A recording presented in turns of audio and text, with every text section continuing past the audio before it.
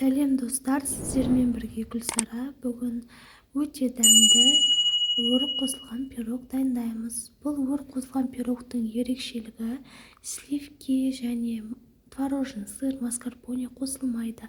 Үйдегі бар ингредиенттерден, қолжетімді ингредиенттерден дайындалады және дәмі өте ерекше болып шығады. Міндетті түрде дайындап көріңіздер және видеоны соңына дейін қараңыздар.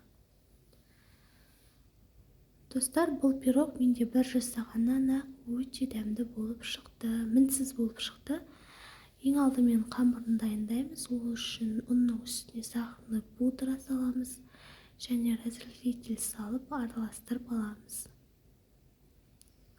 Содан кейін үстіне сармайды салып, крошки болғанша жақсылап араластырамыз. Достар, егер де видеоны лайк басыңыздар, каналыма тіркеліңіздер. Видеодағындай қамырымыз осылай крошки болуы қажет.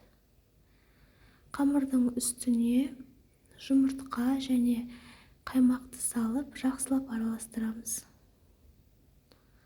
Қасықпен араластырып болғаннан кейін қолмен қамырымызды иілеп аламыз.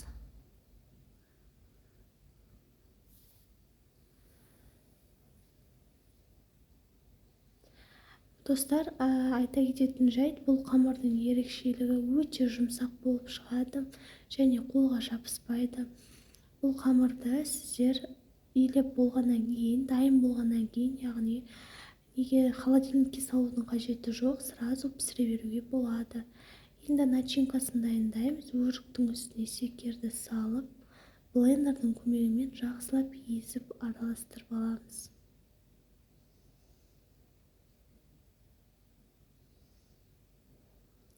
Енді осы начинканың үстіне жұмыртқа және қаймақты салып, тағы да араластырамыз.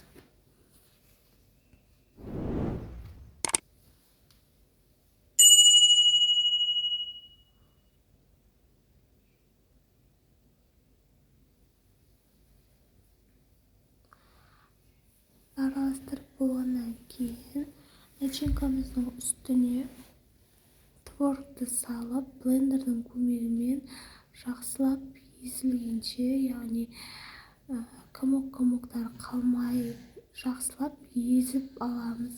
Сұйық начинка шығуы қажет. Дайын болған начинкамызды енді қамырымызды жаямыз.